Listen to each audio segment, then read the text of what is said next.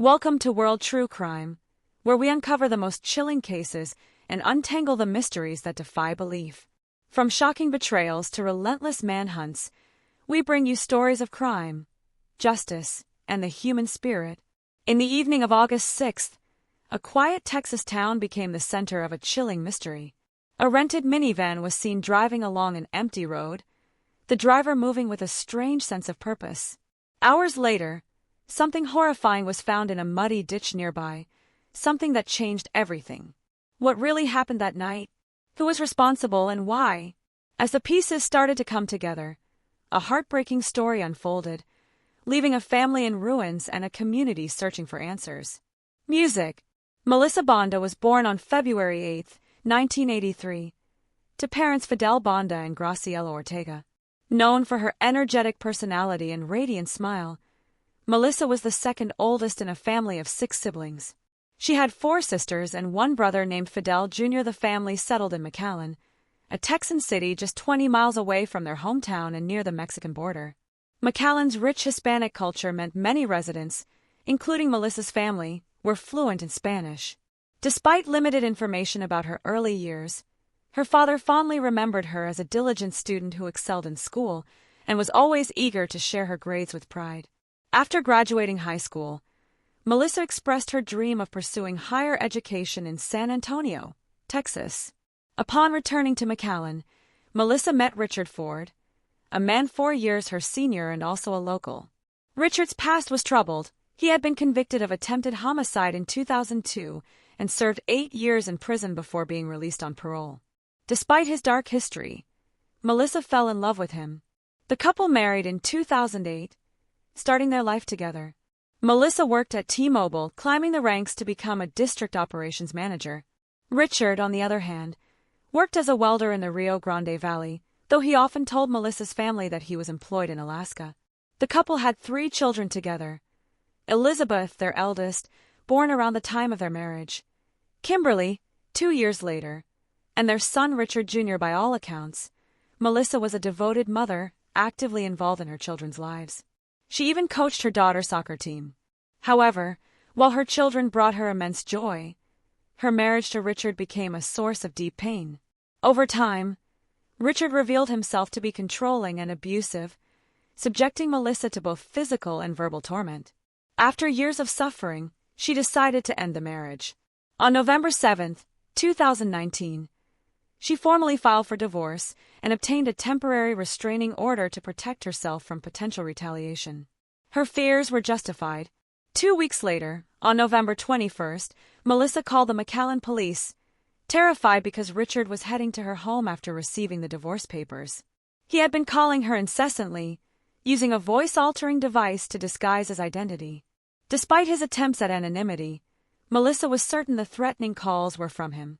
He repeatedly reminded her that they were still legally married and threatened to kill her if she didn't abandon the divorce. When Melissa finally confided in her father, Fidel, he was shocked. He hadn't known the extent of her suffering, as Richard's supposed job in Alaska meant he was rarely around. Fidel began accompanying Melissa to places like the gym, waiting in the parking lot to ensure her safety while she exercised. The harassment reached its peak on February 28, 2020. That day, Melissa had planned to meet one of her sisters for lunch. When Melissa didn't show up, a rarity for someone as punctual as she was, her sister became worried.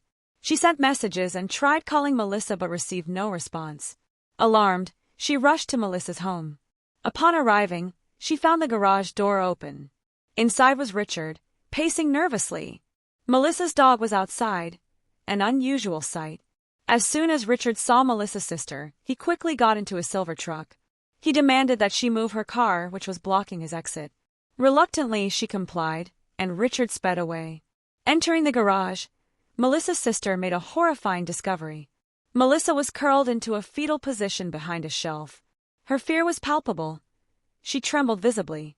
When her sister asked what had happened, Melissa recounted that she and Richard had argued about financial matters related to their divorce. The confrontation escalated when Richard suddenly grabbed her hair, slammed her against a wall, and immobilized her with one hand covering her mouth and nose and the other pressing against her neck. He cut off her air. She feared for her life, But the most chilling part was his threat to harm her children if she reported the assault. Alarmed by Melissa's account, her sister urged her to contact the police. Though initially paralyzed by fear, Melissa finally agreed. Officers arrived at her home soon after, documenting her injuries with photographs. Richard was arrested later that day while at an amusement park with their children. During the interrogation, Richard offered a different version of events. He described Melissa as paranoid and hysterical, denying any intent to harm her. According to him, she had overreacted during their argument, throwing herself to the ground and screaming. Richard claimed he held her against the wall only to calm her down and even brought her water afterward. Despite his calm demeanor, his interrogator noticed signs of agitation. Richard was charged with third-degree assault for impeding her breathing but was inexplicably released after 24 hours in custody. In the aftermath, Melissa temporarily moved with her children to Richard's mother's house before settling with her sister Cynthia in McAllen. To protect her, Cynthia and their father Fidel installed security cameras throughout the residence. Despite these measures, Richard's harassment continued. On March 11, 2020, during a divorce hearing, he was granted supervised visits with the children and ordered to attend anger management classes. Later that month, Melissa obtained another restraining order against him. By April 7, 2020, their divorce was finalized, but Richard was far from ready to let go. He filed a motion to contest the court's decision and intensified his campaign of intimidation. Between June and August 2020, Melissa filed multiple reports against Richard. On June 9, she accused him of stalking her at the gym. On June 30, she reported that he had violated the restraining order again. On July 7, Melissa discovered that Richard had posted her photo and phone number on a website for adult services, leading to a flood of inappropriate messages. The next day, she suspected he had placed a tracking device on her car. On July 18, she reported another violation of the restraining order, and on July 20, she informed police that Richard had stolen her identity online. By August 5, a day before a court hearing related to the divorce, she alleged that Richard had stolen a vehicle from her property. Despite the constant harassment, Melissa's family remained her source of strength. Cynthia, in particular, often reminded her sister to stay vigilant. "If you ever see him, take off your heels and run," Cynthia told her. Melissa managed to laugh, promising she would. But the nightmare reached its peak on August 6, 2020. That day, after a court hearing, Melissa called her eldest daughter, Elizabeth, who was staying with a friend. She told her she missed her and then headed to her sister's house. At 3:45 p.m., she arrived at the driveway but never made it inside. Inside the house, the nanny, Elisa, heard loud screams coming from the garage. Alarmed, she checked the security cameras and saw a white van speeding away. Rushing outside, she found Melissa's car parked with the driver's door open, her belongings, including her high heels, scattered on the ground. Panicked, Elisa called 911 and reviewed the security footage with Cynthia's eldest son. The footage revealed a terrifying scene. Richard had aggressively grabbed Melissa, covering her mouth as she screamed and struggled. Her shoes fell off as he forced her into the white Dodge minivan parked nearby. The vehicle sped away with Melissa inside. The family was devastated when Cynthia's son recognized Richard as the abductor. A formal report of Melissa's abduction was filed with the McAllen Police Department on August 6. As evening began to set in, the case of Melissa's disappearance took a dramatic turn. Family members, including her brother Fidel Jr., had been tirelessly searching for her, combing through ditches, canals, and even landfills. The authorities were scrutinizing a man in a surveillance video who bore a striking resemblance to Richard Ford, Melissa's estranged husband, known for a history of domestic violence. Efforts to locate him initially failed, which only raised suspicions further. Investigators then shifted their focus to finding Richard, believing he could be connected to Melissa's disappearance. That same evening, a park ranger noticed a suspicious white minivan about 150 miles from McAllen, Texas. When he approached the driver, the man identified himself as Sergio Sanchez. A routine check of the license plate revealed that the vehicle was flagged by authorities.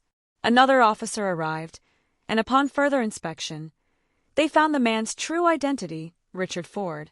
He was immediately taken into custody. The minivan's GPS data revealed it had been rented at McAllen International Airport. By retracing its movements, authorities uncovered a disturbing trail. On August 6, The vehicle had stopped at Melissa's residence, a market, and a rural area just 15 miles from McAllen. Surveillance footage from the airport confirmed Richard's presence. He was seen wearing a baseball cap, blue shirt, jeans, and sandals. Investigators then focused on the rural area as GPS data indicated a specific drainage ditch. The site was muddy from recent rain, and as they dug through the area, they uncovered horrifying evidence. First, they found a pair of jeans and strands of human hair, then the partially buried body of a woman. She was lying face down, and when they turned the body over, they discovered a gruesome wound across her neck, described as stretching from ear to ear. Nearby, investigators found a relatively new water bottle and a surgical mask. The victim was later identified as Melissa. Preliminary autopsy results revealed a deep incision that had severed the esophagus, neck arteries, and even reached the vertebrae. Additional injuries were found on her wrists, possibly caused by pellets or sharp objects. The forensic pathologist determined the fatal wound was inflicted shortly after her abduction. With the case now officially classified as a homicide, evidence from the rented minivan further implicated Richard. Small microscopic red stains were found on the rear panel and wheel well. DNA analysis confirmed the genetic material matched Melissa. Additionally, investigators uncovered receipts showing that Richard had recently purchased hunting knives, zip ties, duct tape, and an air pistol with copper-coated pellets. These purchases pointed to a premeditated plan. On August 8, 2020, Richard Ford was formally charged with capital murder during the commission of an aggravated kidnapping. Other charges included assaulting a family member by impeding their breathing, violating a protective order, and harassment. He was held without bond, with bail set at $4.5 million. The evidence against Richard continued to mount. Days after his arrest, authorities searched his silver truck parked at McAllen International Airport. Inside, they found more copper-coated pellets, carbon dioxide cartridges for the air pistol, and a large blue canvas bag. They also discovered a keychain with a gym membership card linked to the same franchise Melissa frequented. Richard now faces trial for a crime that shocked the community and devastated Melissa's family.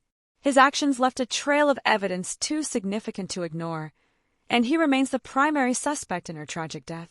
On March 3, 2021, Richard Ford entered a plea of not guilty to all charges, despite the overwhelming evidence suggesting premeditation in the murder of Melissa, the mother of his 3 children.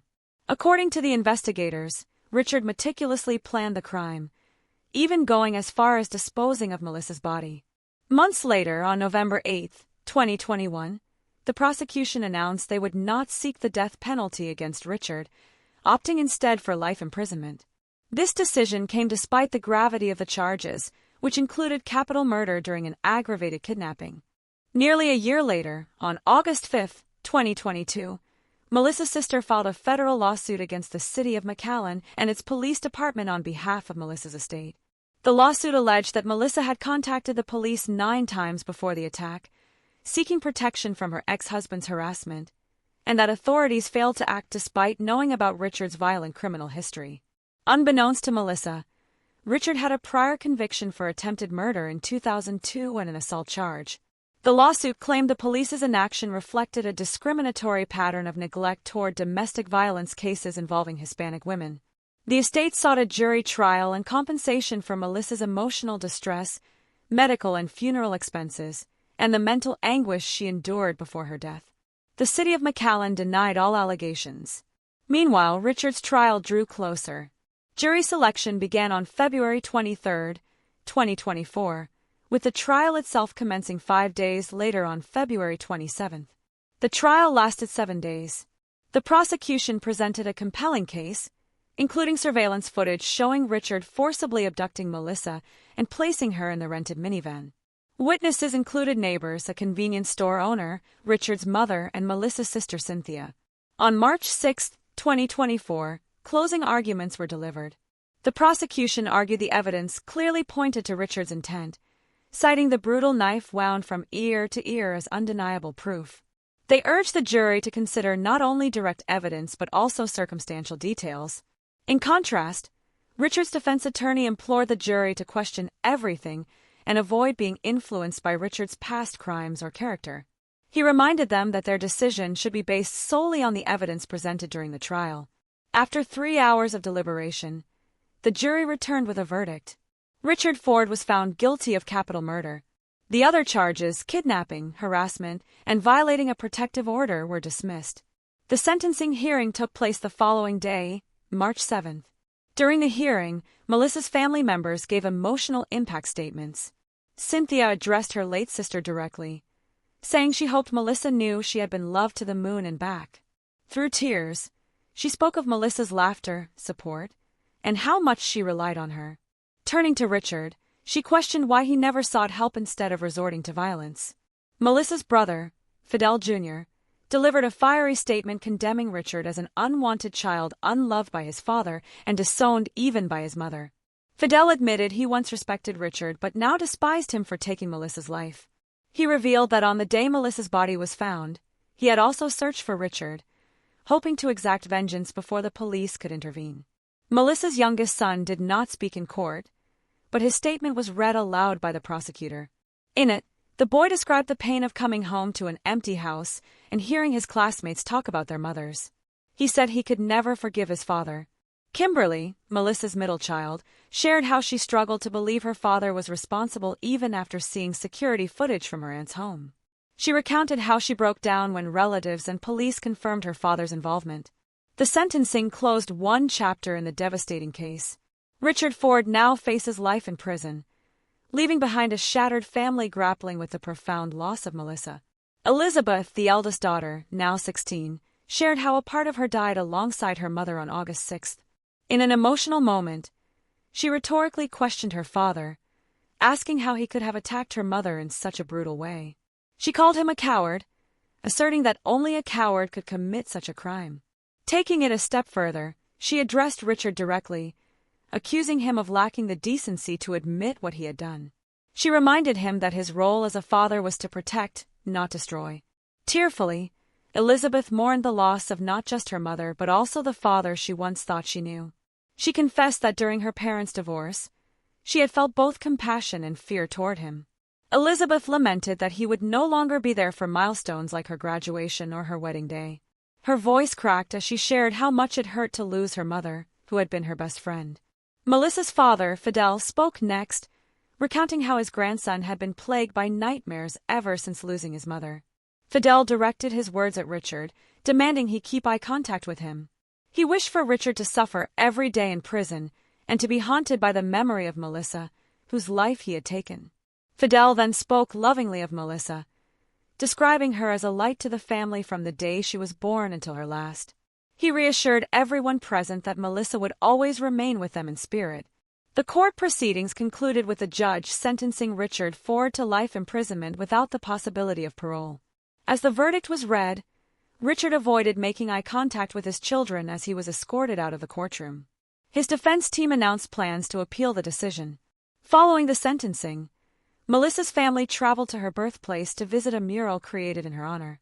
The artwork features a large, smiling portrait of Melissa with a dove flying above her and the words, "I am always with you." A small wrought iron fence surrounds the mural, protecting the flowers her loved ones frequently leave as a tribute to her enduring memory.